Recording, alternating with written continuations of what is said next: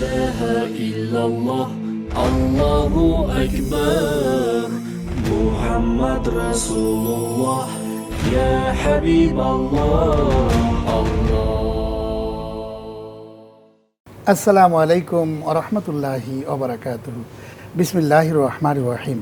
বৈশাখী television কর্তৃক আয়োজিত সরাসরি সম্প্রচারিত আপনাদের জনপ্রিয় ইসলাম ও সমাধান অনুষ্ঠানের সম্মানিত দর্শক শ্রোতা এবং বাংলাদেশ সহ বিশ্বের অগণিত দর্শক শ্রোতা যে প্রান্তে বসে আপনারা আমাদের আজকের আয়োজন দেখছেন, আপনাদের সকলকে জানাচ্ছি আন্তরিক শুভেচ্ছা এবং অভিনন্দন জানাচ্ছি। জুমাবারের এই চমৎকার সময়ে সকলকে সাদর সম্ভাষণ। মহান স্রষ্টা আল্লাহ রাব্বুল আলামিনের দরবারে আসুন সবাই বিনীতভাবে শুকরিয়া আদায় করি আলহামদুলিল্লাহ। বিশ্বের সর্বকালের সর্বযুগের সর্বশ্রেষ্ঠ মহামানব জনাবে মোহাম্মদ রাসূলুল্লাহ সাল্লাল্লাহু আলাইহি ওয়াসাল্লামের প্রতি অকৃত্রিম ভালোবাসা এবং তার প্রতি দরুদ এবং সালাম প্রেরণ করছি। প্রিয় দর্শক শ্রোতা মণ্ডলী, আমরা আজকেও হাজির হয়েছি আপনাদের জীবন ঘনিষ্ঠ এবং জীবন জিজ্ঞাসামূলক প্রশ্নের উত্তর দেওয়ার জন্য। আজকে আমাদের মাঝে উপস্থিত হয়েছেন বিশিষ্ট ইসলামী চিন্তাবিদ, জননন্দিত মুফাসসিরে কোরআন, বিশিষ্ট মিডিয়া ব্যক্তিত্ব, স্কলার জনাব মাওলানা মুখতার আহমদ। আসসালামু আলাইকুম ওয়া রাহমাতুল্লাহি ওয়া বারাকাতুহু।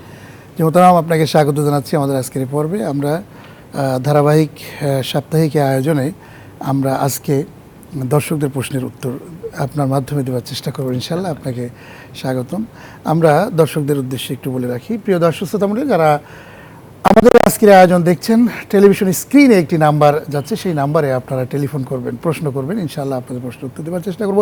তবে আমরা শুরুতেই কিছু আলোচনা করতে চাই। মোহতারাম, আসলে আমাদের সাম্প্রতিক ঘটনাবলী নিয়ে কিন্তু আমরা কিছু পর্যালোচনা করি এই অনুষ্ঠানের মাধ্যমে, এবং ইসলামের মৌলিক বিষয়গুলো, এটার মধ্যে কি ইসলাম কি বলে এবং আমরা কি করছি, সে বিষয়গুলো নিয়েই কিন্তু আসলে আমরা এই আয়োজনটা করি। আমরা সাম্প্রতিক অনেক বিষয় আমাদের মাঝে অনেক ভাবিয়ে তোলে, এবং মহাগ্রন্থ আল কোরআন যেটা বর্তমান হচ্ছে সেটা কিন্তু আজ থেকে পূর্বেই জানিয়ে দিয়েছে।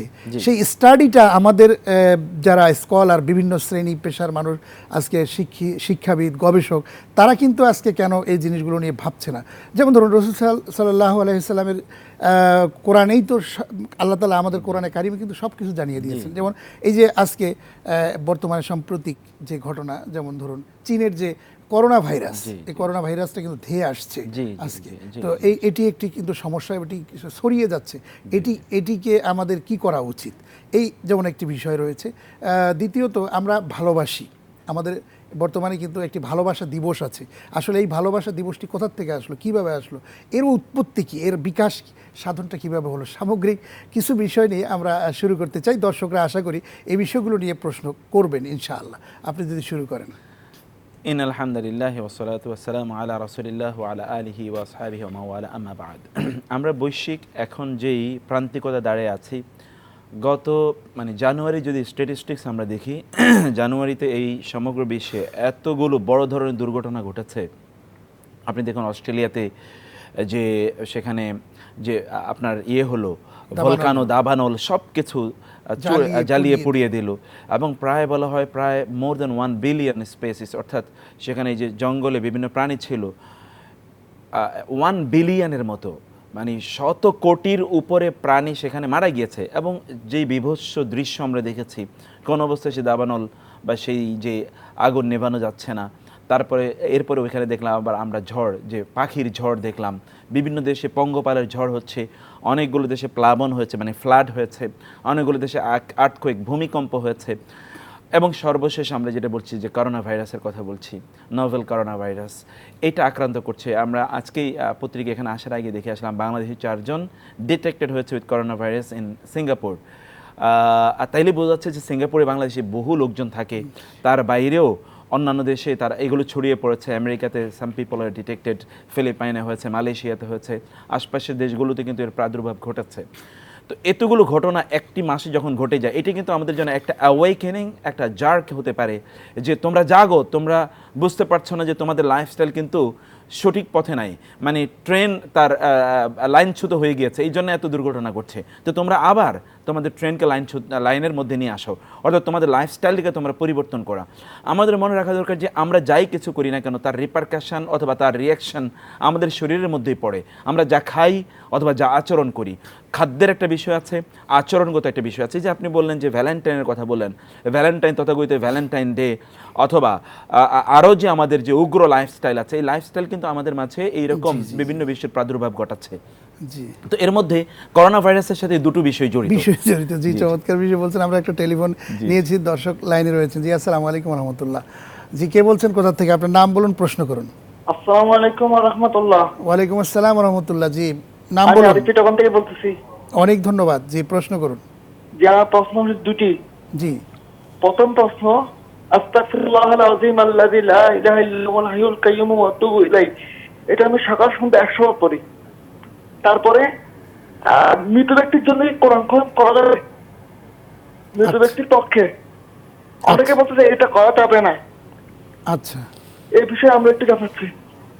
জি, জি, অনেক ধন্যবাদ। জি, আপনি দেখতে থাকুন, শুনতে থাকুন। আমরা যে বিষয় নিয়ে শুরু করেছি সেই বিষয়গুলো আলোচনা করে ইনশাআল্লাহ আপনার প্রশ্নের উত্তর দেওয়ার চেষ্টা করব। জি, তো মোহতারাম, যেটা বলছিলাম, তো দুটো বিষয়ই, করোনা ভাইরাস আর ভ্যালেন্টাইন, এই দুটোর সাথে কিন্তু সমাজে যে প্রাদুর্ভাব ঘটাচ্ছে বিভিন্ন রোগের, এটা কিন্তু সম্পর্ক আছে। প্রথমত যেটা বলছি যে আমাদের খাদ্য, মানে খাদ্যাভ্যাসটা কি মনে রাখা দরকার। খাদ্য কিন্তু আমাদের জন্য এক ধরনের মেডিসিন।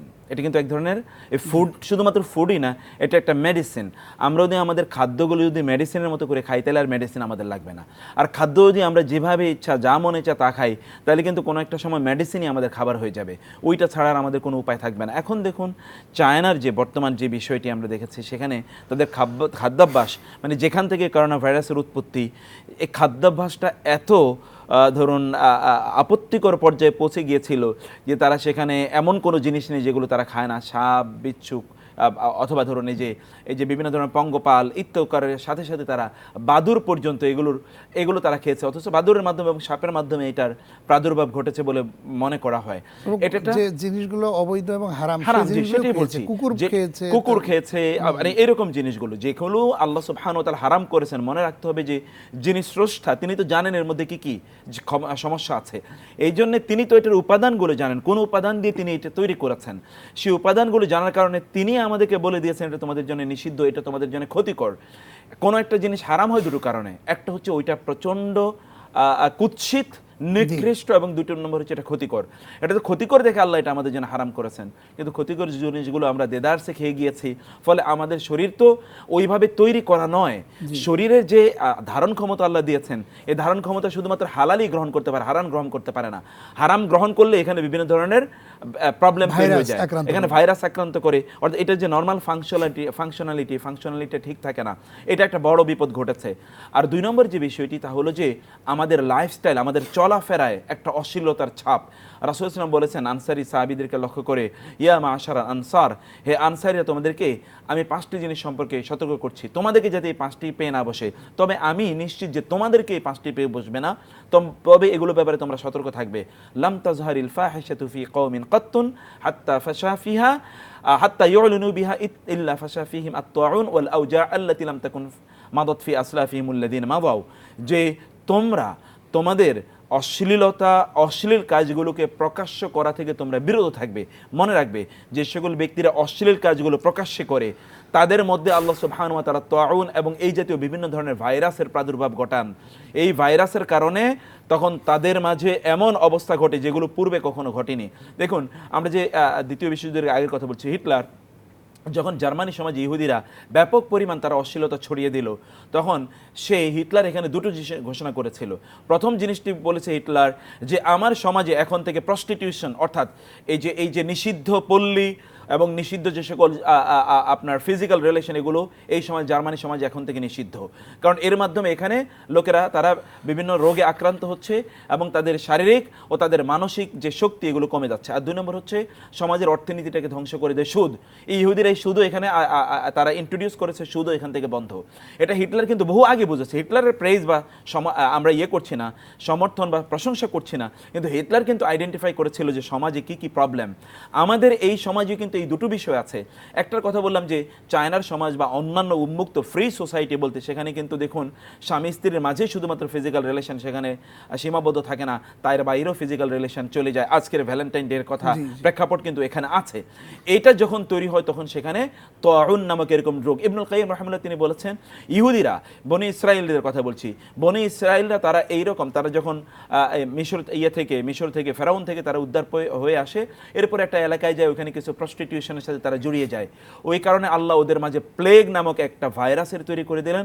ওই ভাইরাসে 60,000 লোক তখন মারা গিয়েছে।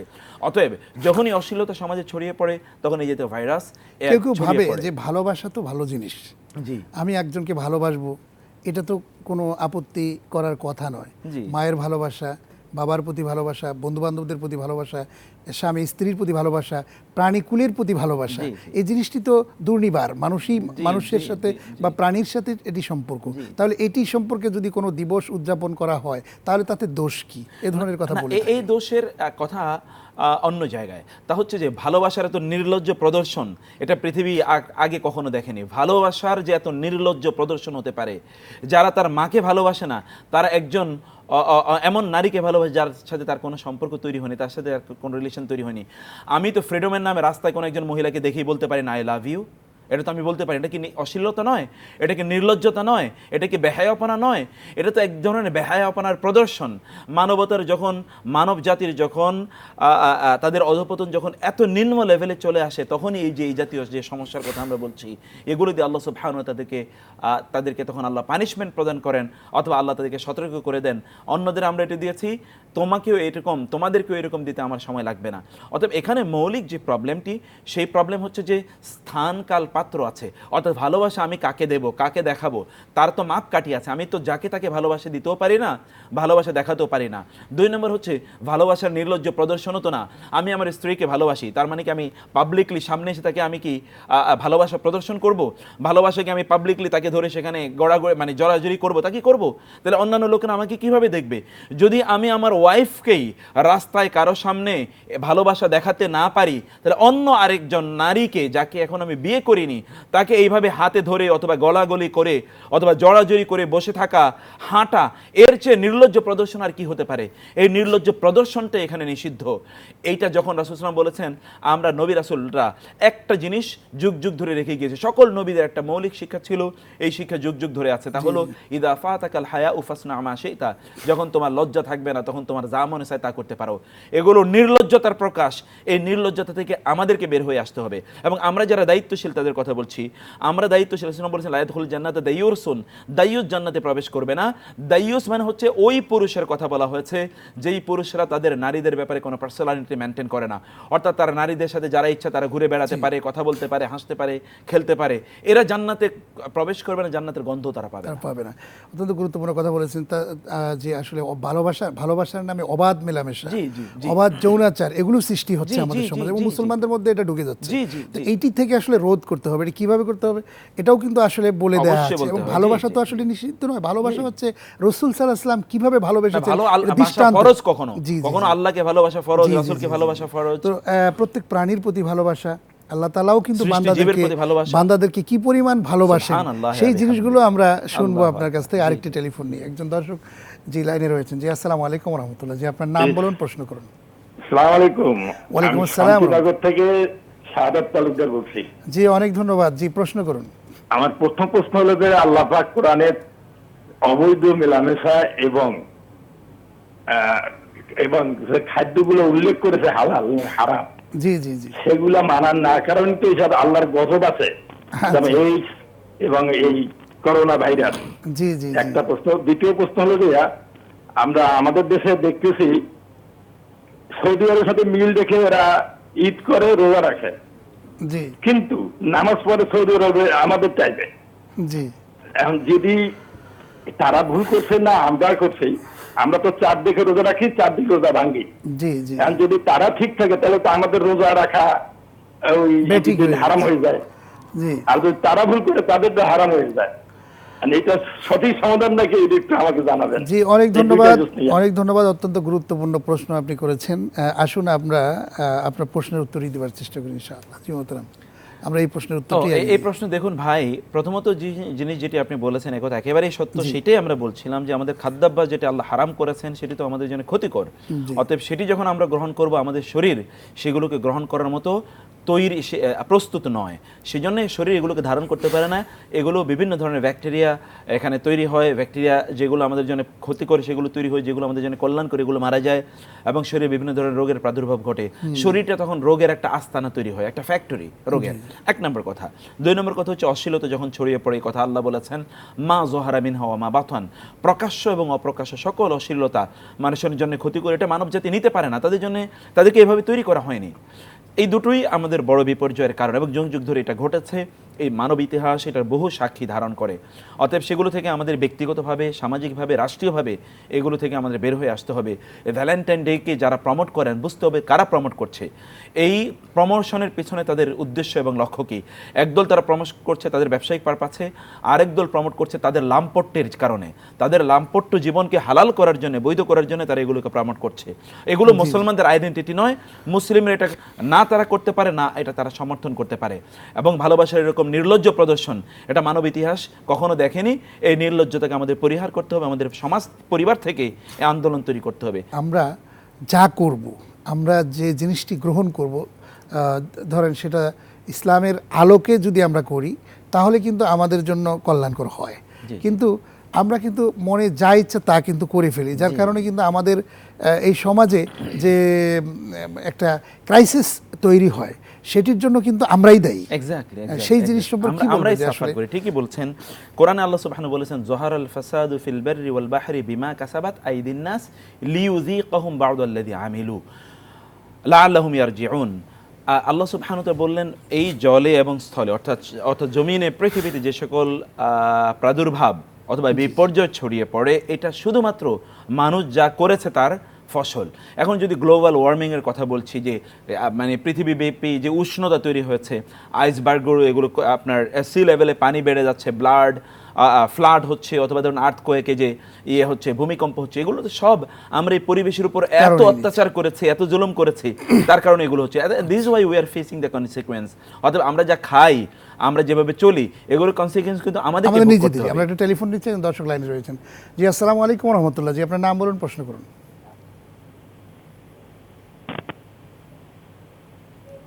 জি, হ্যালো, কে বলছেন, কোথা থেকে? নাম বলুন, প্রশ্ন করুন।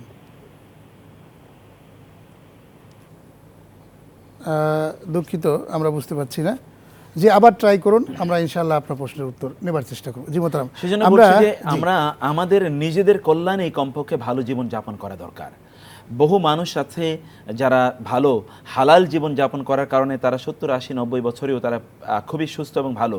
বহু লোক আছে তারা তাদের যৌবনকে অ্যাব্রাপ্টলি ব্যবহার করার কারণে এখন 30, 35, 40 বছরেই তারা বৃদ্ধের মতো তারা কোনো কাজ করতে পারছে না। এই জন্য হালাল জীবন যাপন করা পৃথিবীব্যাপী এটি সমাদৃত, কারণ আল্লাহ সৃষ্টি করেছেন, তিনি আমাদেরকে জানিয়ে দিয়েছেন। এখন ধরুন যে বাদুর থেকে প্লেগ, মানে আপনার করোনা অথবা এই জাতীয় রোগ তৈরি হতে পারে, এখন লোকেরা ল্যাবরেটরিতে গিয়ে এফেক্টেড হওয়ার কারণে তারপরে তারা আবিষ্কার করেছে। কিন্তু আল্লাহ তো বহু আগে এটা হারাম করে দিয়েছেন, কারণ তিনি তো জানেন সেই লাইফস্টাইল যদি আমরা মেনটেন করতাম তাহলে তো এই ব্যাড কনসিকুয়েন্স আমাদের। জি, লাইনটা আবার সংযোগ পেয়েছি আমরা। জি, আসসালামু আলাইকুম ওয়া রাহমাতুল্লাহ। জি, আপনার নাম বলুন, প্রশ্ন করুন। জি, হ্যালো, আমি আসসালামু আলাইকুম, আমি আসাদুল্লাহ কালিব। আচ্ছা, অনেক ধন্যবাদ। জি, কোথা থেকে? জি, আমি লালমনিরহাট থেকে বলছি। অনেক ধন্যবাদ। জি, প্রশ্ন করুন। জি, আসলে আমার প্রশ্নটি হচ্ছে যে চীনে সার্স ভাইরাস এর আগে হয়েছিল। জি, তো মহানবী সাল্লাল্লাহু আলাইহি ওয়াসাল্লাম ইরশাদ করেছেন যে আপনার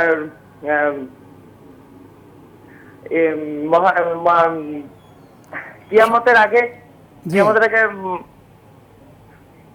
কিয়ামতের আগে এরকম ভাইরাস আসতে পারে নাকি, এরকম কিছু? না না, কিয়ামতের আগে যে 6টি আলামত দেওয়া হয়েছে তার মধ্যে মহানবী সাল্লাল্লাহু আলাইহি সাল্লামের মৃত্যু, এরপরে হচ্ছে মানুষের অর্থ সম্পত্তি বেশি হওয়া, মানে অল্পতে মানুষের সুখী না থাকা, এগুলো প্রকাশ পাবে। এর মধ্যে আরো একটি ছিল যে মহামারী আসবে। জি জি জি জি জি জি। তো আমার প্রশ্ন হচ্ছে যে চীনে এর আগে সার্স ভাইরাসে প্রায় 700 মানুষের মতন মারা গিয়েছে, এবং সারা দুনিয়াতে এরকম অনেক মহামারী হয় যেখানে একবারেই অনেক মানুষ মারা যায়। তো চীনে এখন যে করোনা ভাইরাস, জি, এখানে আমরা দেখেছি 1000 মানুষ মারা গিয়েছে। তো আমরা কি বলতে পারি যে এটা কিয়ামতেরই আলামত? অনেক ধন্যবাদ, অনেক ধন্যবাদ গালিব, সেই শুধু লালমনিরহাট থেকে ফোন করার জন্য। অত্যন্ত গুরুত্বপূর্ণ প্রশ্নের জন্য তোমাকে ধন্যবাদ। জি জি মোহতারাম। জি, তো গালিবের প্রশ্নের আগে আমরা যেটা কথা বলছিলাম যে আমাদের লাইফস্টাইল পরিবর্তন করা দরকার, আমাদের নিজেদের কল্যাণেই। ভাই বোনদেরকে প্রত্যেকেরই বলছি, আপনাদেরকে অনুরোধ করে বলছি, প্লিজ লাইফস্টাইলটা চেঞ্জ করুন, জীবনটাকে আল্লাহর সুবহানাহু ওয়া তাআলা দেয়া নেয়ামত হিসেবে এটাকে উপভোগ করুন এবং এটাকে ব্যবহার করুন। নাইলে এই জীবনের জন্য আল্লাহর কাছে জবাবদিহি করতে হবে। আমি তোমাকে জীবন দিয়েছিলাম, যৌবন দিয়েছিলাম, সেটি তুমি কোন কাজে ব্যবহার করেছো?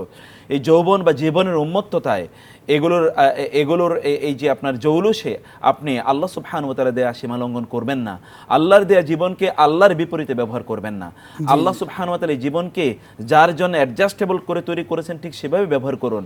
ওই ল্যাবরেটরিতে গিয়ে পরীক্ষা করার আগে নিজকে শুধরিয়ে নিন। ল্যাবরেটরিতে যখন পরীক্ষা করে দেখা যাবে আপনি এই ভাইরাসে অথবা এই ডিজিজে এই রোগে আক্রান্ত, তখন আর কিছুই করা থাকবে না।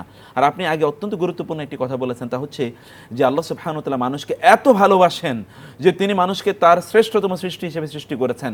তিনি এত ভালোবাসেন, লোকেরা অপরাধ করলেও তিনি সাথে সাথে তাদেরকে শাস্তি প্রদান করেন না। তিনি চান যে তোমরা অপরাধ করেছো, আমি তোমাদেরকে ক্ষমা করে দিতে চাই, আবার তোমরা সলিড এবং ডিভাইন অথবা তোমরা পিওর লাইফস্টাইলে তোমরা ফিরে আসো, এর মধ্যেই তোমাদের সুখ এবং কল্যাণ রয়েছে।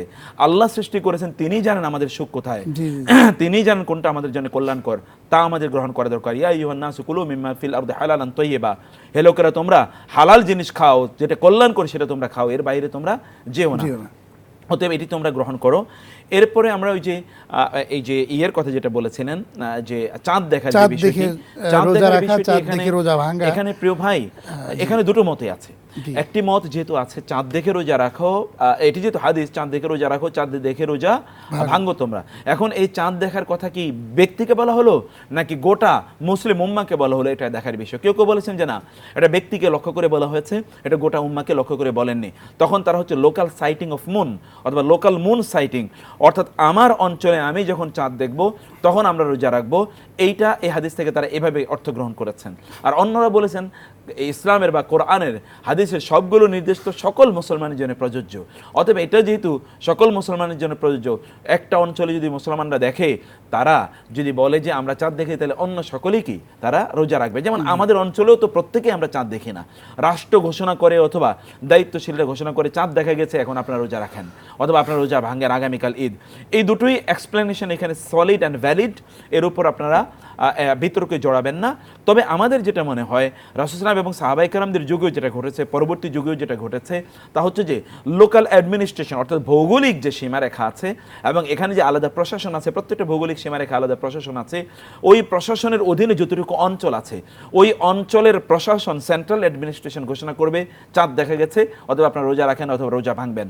এটা যদি না করে তাহলে এখানে একটা বিপর্যয় অথবা একটা ব্যত্যয় তৈরি হতে পারে। যেমন এখন আমরা বলতে পারি যে এখন টেলিকমিউনিকেশন আছে, মিডিয়া ইত্যাদির মাধ্যমে সৌদি আরব বা অন্য অঞ্চলে কোথায় চাঁদ দেখা গিয়েছে মুহূর্তের মধ্যে সারা পৃথিবীতে এটা বলে দেয়া যায়। এটা তো এখন বলা যায়, কিন্তু 50 বছর আগে তো এটা বলা যেত না। আবার এই টেকনোলজি যে সবসময় থাকবে তা তো না। তখন কি হবে? ইসলাম যেহেতু শাশ্বত এবং চিরন্তন জীবন ব্যবস্থা, এই জন্য সবসময়ের জন্য এটা প্রযোজ্য থাকবে।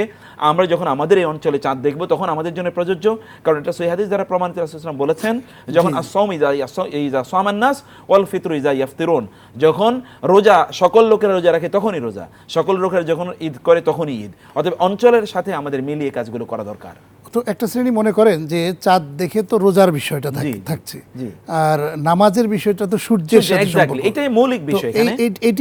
এটির সাথে পার্থক্য আমরা কিভাবে করতে পারি? এটা পার্থক্যটা যেহেতু আমরা আমাদের কিছু ইবাদত চাঁদের সাথে, কিছু ইবাদত সূর্যের সাথে সম্পর্কিত, যেমন সালাত বা নামাজটা এটা সূর্যের সাথে সম্পর্কিত। আমরা তো এই কথা বলি না যে সৌদি আরব বা অন্যান্য দেশে যখন সূর্য ওঠে তখন আমরা ফজরের নামাজের আর পড়তে পারবো না, তার আগে ফজর পড়তে হবে, এগুলো তো আমরা বলি না। যেহেতু সূর্যের সাথে সম্পর্কিত ইবাদতটা আমাদের অঞ্চলের বা লোকালিটির উপর নির্ভর করছে, চাঁদেরটাও লোকালিটির উপর নির্ভর করলেই ভালো। কেউ যদি এর বিপরীতে তারাও কথা বলতে চান যে সূর্যের সাথে তো দিন পরিবর্তন হয়ে যায় না, চাঁদের সাথে কিন্তু দিন পরিবর্তন হয়ে, যেমন আজকে চাঁদ না দেখতে পারার কারণে আরেকটা দিন চলে আসে, কিন্তু সূর্য এরকম নয়, অথবা 2, 3, 4, 5, 7 ঘন্টার ব্যবধান, এটা কিন্তু পুরো দিন 24 ঘন্টা কিন্তু আসলে অত্যন্ত চমৎকার একটা সায়েন্টিফিক মনে হয় এই জিনিসটাও থাকে। যেমন সূর্য চাঁদ দেখে রোজা ভাঙা, চাঁদ দেখে রোজা রাখা।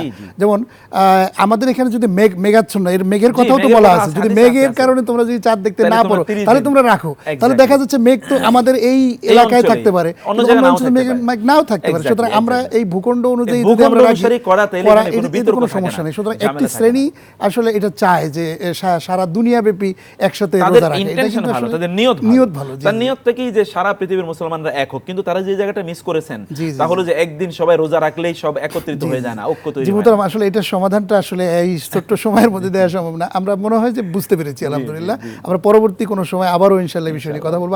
আরও কিছু প্রশ্ন জমে গেছে, সেগুলির উত্তর আপনাকে দিতে হবে অবশ্যই। তো আরেকজন ভাই প্রশ্ন করেছেন যে মৃত ব্যক্তির জন্য কোরআন খতম করা যাবে কিনা। তার আগে উনি একটি দোয়ার কথা বলেছেন। আপনার এই দোয়া যেটা বলেছেন আস্তাগফিরুল্লাহাল আযীম আল্লাযী লা ইলাহা ইল্লা হুয়াল হাইয়ুল কাইয়্যুম ওয়া আতুবু ইলাইহি, অথবা আস্তাগফিরুল্লাহাল্লাযী লা ইলাহা ইল্লা হুয়াল হাইয়ুল কাইয়্যুম ওয়া আতুবু ইলাইহি, এই দুটোই বই আপনার সহিহ এবং দুটোই দোয়া আপনার যথার্থ আপনি এইভাবে ইস্তেগফার বা আল্লাহর কাছে ক্ষমা প্রার্থনা করতে পারেন, তওবা করতে পারেন। আলহামদুলিল্লাহ, ভালো। তবে আপনি যে সংখ্যার কথা বলেছেন যে 100 বার, ঠিক 100 বার এভাবে আপনি করতে পারেন, তাতে কোনো সমস্যা নেই। অথবা আপনি 100 বার শুধু আস্তাগফিরুল্লাহ পড়তে পারেন, কারণ হাদিসে রাসূলুল্লাহ সাল্লাল্লাহু আলাইহি ওয়াসাল্লাম বলেছেন আমি দৈনিক 70 বার, এবং অন্য একটা হাদিস আছে আমি 100 বারের বেশি কি করতাম, আল্লাহর কাছে ক্ষমা প্রার্থনা করতাম। তো সেটি আপনি করতে পারেন। আপনার গুনাহ থাকলেই যে আপনি ক্ষমা চাইবেন তা কিন্তু নয়। গুনাহ আপনি জানেন এবং আমি জানি না যে আসলে গুনাহ আছে কিনা। অতএব যদি গুনাহ থাকে তাহলে গুনাহ মাফ হয়ে যাবে, আর যদি গুনাহ না থাকে তওবা এবং ইস্তেগফারের কারণে আমাদের মর্যাদা বেড়ে যাবে আল্লাহর কাছে, আমাদের স্ট্যাটাস আল্লাহর কাছে বেড়ে যাবে, আমাদের দুনিয়ার সম্মান আল্লাহ সুবহানাহু ওয়া তাআলা আরো বাড়িয়ে দেবেন। আল্লাহ সুবহানাহু ওয়া তাআলা আমাদের বিভিন্ন কাজে কর্মে বারাকা প্রদান করবেন ইস্তেগফারের কারণে। যেন ইস্তেগফার বেশি বেশি করা দরকার। আর দ্বিতীয়ত যে বিষয়টি বলেছেন আপনি যে না ভাই, কোরআন আল্লাহ সুবহানাহু ওয়া তাআলা জীবিতদের জন্য নাজিল করেছেন, লিয়ুনযিরা মান কানা হাইয়্যান ওয়া ইয়াহিক্কাল কাউলু আলাল কাফিরিন। কোরআন সূরা ইয়াসিন আছে, লিয়ুনযিরা মান কানা হাইয়্যা, আমি কোরআন নাজিল করেছি যারা জীবিত তাদেরকে যাতে আপনি সতর্ক করতে পারেন। অতএব এখানে জীবিতদেরকে এর জন্য কোরআন নাজিল করা হয়েছে, জীবিতদের জীবনে কোরআনের অ্যাপ্লিকেশন। একজন মানুষ মারা যাওয়ার পর তার তো আমলের দরজা বন্ধ হয়ে যায়, তার শুধুমাত্র তার জন্য কেউ যদি দোয়া করে তাহলে সেটা ঢুকে। অতএব এই জন্য তার ওইখানে গিয়ে কোটিবার কোরআন তেলাওয়াত করলেও কিচ্ছু হবে না। তার সন্তান সন্ততিরা তারা কোরআন পড়ে পিতার বা তার জন্য দোয়া করবেন। কোরআন পড়লে তাদের জন্য কোনো লাভ হয় না, কোরআন পড়লে উনি সওয়াব পাবেন, কিন্তু কোরআন পড়ে যদি তার পিতামাতার জন্য দোয়া করে, কারণ হাদিসে সে কোরআন পড়ে দোয়া করলে আল্লাহ দোয়াটা কবুল করে নেন, সেজন্য তিনি কোরআন পড়ে পিতামাতার জন্য দোয়া করবেন, দোয়াটা তাদের জন্য যাবে। আর কিন্তু আমাদের দেশে যে ট্র্যাডিশন যে কোরআন একজন মারা গেল জীবনে কোনোদিন কোরআন পড়ে না, সেখানে হাফেজ এবং হুজুরদেরকে দিয়ে কোরআন পড়ায় একটা এর যদি কোনো ধরনের অ্যাপ্লিকেশন এবং ইমপ্লিকেশন থাকতো, তাহলে ধরুন যারা কোটি কোটি টাকা, হাজার কোটি টাকার মালিক, ওরা তাইলে কি করতে পারতো, মৃত্যুর পরে বা তার আগে তারা ওসিয়ত করে দিতে পারতো 100 জন হাফেজে কোরআন চারিদিন চারপাশে যাতে আমার চারপাশে কবরের চারপাশে বসে কোরআন তেলাওয়াত করে। টাকা তো আর তার অভাব নাই, কারণ হারাম হালাল বিভিন্ন হয়ে সে ইনকাম করেছে। অতএব এগুলো দিয়ে কোরআন পড়লে যদি এরকম মৃত ব্যক্তির উপর তার যদি জান্নাতে যাওয়া যায়, তাহলে এটা অনেকেই করতে পারতো। এইটা কোনো পন্থা নয়। রাসূলের কবরে কেউ কোরআন পড়েছে এমন কোনো রেকর্ড আছে? সাহাবায়ে কেরামের কবরে কেউ কোরআন পড়েছে রেকর্ড আছে? ইসলাম আমাদেরকে যে ইবাদত দিয়েছে, ইবাদতই ইবাদত, এর বাইরে কোনো ইবাদত নাই। জি, ওই যে আসাদুল্লাহ আল গালিব লালমনিরহাট থেকে যে প্রশ্ন আসাদুল্লাহ আল গালিবের কথা, যে কিয়ামতের লক্ষণ কিনা এই সব ভাইরাস যেগুলো আক্রান্ত হচ্ছে, কথা সত্য, কিয়ামতের লক্ষণ এগুলো বটে, কিন্তু এগুলো কিয়ামতের একমাত্র লক্ষণ নয়, এগুলো কিয়ামতের ছোট ছোট লক্ষণ। কিয়ামতের অনেক বড় বড় লক্ষণ আছে। যেমন আপনারা জানেন কিয়ামতের সবচেয়ে ছোট সর্বশেষ ছোট লক্ষণ হলো মাহাদির আগমন। সর্বশেষ ছোট লক্ষণ হলো মাহাদির আগমন, এবং সবচেয়ে বড় লক্ষণের সর্বশ্রেষ্ঠ হচ্ছে যে সূর্য পশ্চিম দিক থেকে ওঠা। এবং বিজ্ঞানী সম্প্রতি তারা আবিষ্কার করেছে যে এখন পৃথিবী যে গতিতে চলছে, কোন একটি সময় সূর্য পশ্চিম দিক থেকে ওঠার একটা আছে, সম্ভাবনা আছে। তো যাই হোক না কেন, সেটা বড় বিষয় নয়, এগুলো কিয়ামতের লক্ষণ বটে, কিন্তু এটা হতাশার কোনো বিষয় নয়। মোহতারাম, আরেকটি বিষয় যে এই যে ভাইরাসগুলো আসছে আক্রমণ করে সারা দুনিয়াব্যাপী এটি ছড়িয়ে যাচ্ছে, এর থেকে আমাদের প্রতিকারের উপায় কি সেই জিনিসটা? আমরা তো এই ভাইরাসের জন্য শুধুমাত্র টেলিভিশনে, টক শোতে, সব জায়গায় আমরা শুনি এটিকে আইসোলেট করার চেষ্টা করি, বা এটিকে আমরা নিয়ন্ত্রণ করবার জন্য কিন্তু আমরা প্রাণপণ চেষ্টা করে যাই, কিন্তু একবারও কিন্তু মহান স্রষ্টা আল্লাহর প্রতি আমাদের দৃষ্টিভঙ্গি আমাদের থাকে না। আমরা কোনো টক শোতে কাউকে বলতে শুনিনি আসুন সবাই আমরা আল্লাহর কাছে দোয়া করি, এই জিনিসটা কেন হয় না, কেন বলছি? ওই যে আমরা তো দুটো প্রবলেম, যে একটা প্রবলেম হলো যারা এগুলোকে করেন এবং নিয়ন্ত্রণ করেন, ইসলাম সম্পর্কে না তাদের কোনো ধারণা আছে না তাদের সঠিক বিশ্বাস আছে, তারা তো কিন্তু ইসলামের এগুলো তো বিরুদ্ধে। ভবিষ্যৎবাণী আল্লাহ কোরআনে হাদিসে আল্লাহ করেই বলে গেছেন। দিয়েছেন, রাসূল সাল্লাল্লাহু আলাইহি ওয়াসাল্লাম এগুলো বলে দিয়েছেন যে আমরা কিছু তো কথা বলেছি যে তোমরা যদি এভাবে না চলে তাহলে তোমাদের মাঝে বিভিন্ন ধরনের প্রবলেম তৈরি হবে, তোমরা যদি এটা করো তাহলে এটা হবে। কোরআন আছে এবং হাদিসে আছে, এবং ওই সময় এরকম কিছু প্রবলেম হয়েছিল এবং তার ট্রিটমেন্ট কি হবে তাও রাসূল সাল্লাল্লাহু আলাইহি ওয়াসাল্লাম বলে গিয়েছেন। তাহলে যখন কোন একটা অঞ্চলে যদি তাউন বা এরকম কোন রোগের প্রাদুর্ভাব ঘটে 1500 বছর আগে রাসূল বলে গিয়েছেন, তাহলে সেখানে তোমরা যাবে না এবং সেখান থেকে কোনো লোকদেরকেও বের হতে দেবে না। এখন দেখুন পৃথিবী কিন্তু এই কাজই করছে, কিন্তু রাসূল 1500 বছর আগে বলে গিয়েছেন। এই জন্য আমরা অন রেকর্ড বলছি, on record in television screen, রাসূলুল্লাহ সাল্লাল্লাহু আলাইহি ওয়াসাল্লাম এই মানবতাকে যেই পরিমাণ জ্ঞান দিয়ে গিয়েছেন এবং মানবতার কল্যাণে যা করে গেছেন এবং বলে গেছেন, কিয়ামত পর্যন্ত সারা পৃথিবীর সকল লোক চেষ্টা করলে এতটুকু করতে পারবে না। আল্লাহ সুবহানাহু ওয়া তাআলা তাকে দিয়ে এই কাজ করিয়ে নিয়েছেন। এই জন্য তার দেয়া জীবন ব্যবস্থায় ফিরে আসাটি আমাদের মুক্তি। সেই জন্য প্রিয় ভাইয়েরা, আমাদের বোনেরা, আমাদের যেটা করণীয় তা হচ্ছে যে আমাদের চিন্তা চেতনার পরিবর্তন, আল্লাহ সুবহানাহু ওয়া তাআলার দিকে আমাদের ফিরে আসা এবং আল্লাহ সুবহানাহু ওয়া তাআলার কাছে আমাদের ধর্ণা দেয়া। রাসূলুল্লাহ সাল্লাল্লাহু আলাইহি ওয়াসাল্লাম বলেছেন, মান লাজিমাল ইস্তিগফারা, কেউ যদি আল্লাহর কাছে বেশি বেশি ক্ষমা চায়, ইস্তিগফার করে, তাহলে আল্লাহ সুবহানাহু ওয়া তাআলা সব ধরনের বিপদ থেকে তা মুক্ত দেবেন। 2 নম্বর কাজ হচ্ছে আমাদের আল্লাহর কাছে দোয়াগুলো করা, বেশি বেশি দোয়া।